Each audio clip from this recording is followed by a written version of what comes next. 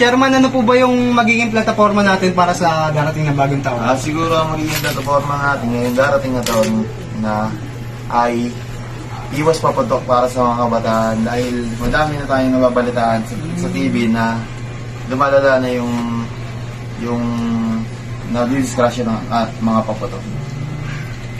Paano naman, Chairman, yung mga matatanda nagpapaputok ng mga baril na illegal? Siguro hihingi tayo ng tulong sa mga local government upang maipatupad natin ng city ordinance na bawal magpaputok sa kahit anong lugar at ang gawin nilang paingay is mga turotot na lang. Mga anong oras po ba pwede magpaputok, Chairman? Siguro may place tayo na itatalaga upang doon ipaputok yung mga paputok na malalakas tulad ng mga Piccolo, 5-star at iba pa. Hindi, Chairman, sabi ko, anong oras pwedeng hanggang magpaputok? Yung oras kasi, hindi na natin iano yun. Ang plano ko is magtatalaga tayo ng lugar at doon sa 8 to 10, doon sila pwede magpaputok. Paano po natin maiiwasan yung mga lugar na hindi pwede magpaputok mo? Maiiwasan natin yung sa pamamagitan ng ating mga tanod, mga ating kapulisan. Sa tulong nila matatakot ang mga ibang mamamayan na magpaputok. Kasi dahil may punishment na parusa sa sino mang magpapaputok. Ipapasok pa rin ba natin yung curfew sa darating na bagong taon? Ipapasok natin dahil ang mga bata ang mismong voluntarya natin upang hindi sila madisgrasya ng paputok. Hoy! Ikaw, SK Cyril, tatalaga kita sa pangunguna sa fire volunteer kasi may karanasan ka na dahil dati kang barbon. Wala pong problema, Chairman. Ikaw naman, tabwak. Ikaw tabwak, ikaw kagawad tabwak. Itatalaga kita sa medic upang makaresponde tayo ng agaran para sa mga naputokan. Okay. Tapos, ikaw, Aquino, itatalaga kita sa Addis Road upang walang masyadong magpuputok doon at masaway mo yung mga bata na nakatambay doon. Ikaw Lasso, tumulong ka na lang kay Tabak upang agaran ninyo marespondehan yung mga medic or mga disgrasya sa daan.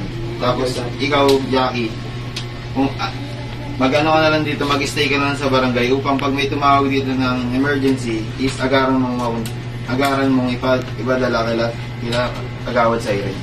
Agawad, pwede ba mag-suggest? Pwede ba ako sumama sa mga tanod para mag-ikot kami? Para manaway ng mga Pwede bata naman. nagpapaputok. Pwede naman. Basta alas 6 ng gabi, maglilibot na kayo sa barangay Longos upang masigurado natin na wala talagang magpapaputok. At may tatalaga tayong oras na doon lang pwede magpapaputok at doon lang yung lugar na yun nang walang mga bata sa daan. Chairman, itatalaga niya rin po ba sila sa sa curfew po para sa mga kabataan? Yes, kailangan natin ng curfew para sa mga bataan.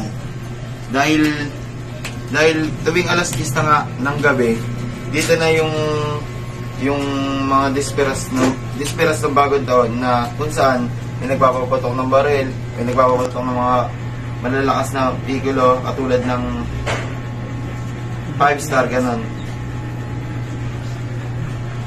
Any suggestion pa sa mga sinabi ko na tataporma ngayong paparating na New Year? Wala na po, Salamat, Chairman. Chairman. Salamat po, Chairman. Chairman. Thank you.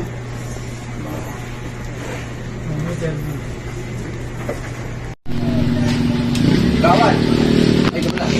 Gawad. Sa barangay 163 tsaka sa street ng Labalita, Agawad.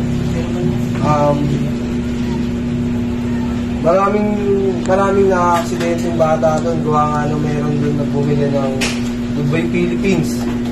Pwede niyong puntahan doon, Kagawad, kasi nireport din sa amin sa Kagawad. Report din sa barangay 12 na may naputokan na isang bata.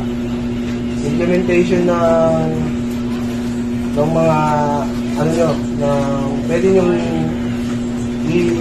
gawin doon. So pwede nyo i-cordon yung buong street na yun, tapos pwede kayong magkano doon, maglagay ng tao doon, ito, yung mga tanod nyo yung local government.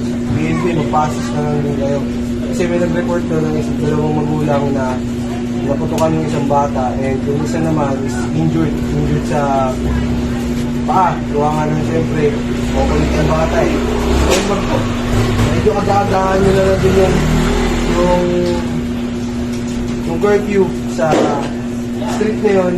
Siguro mga 9 or 10 hanggang 1, gano'n, na bawal lumabas yung mga bata or bawal maglibot-libot. And maglagay din tayo ng street sweeper para yung mga people na bumutok na, yung mga flappers, mga walis, gano'n. Yun ang agawad.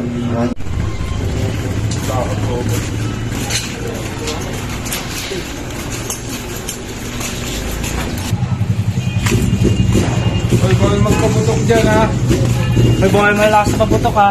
Yung mga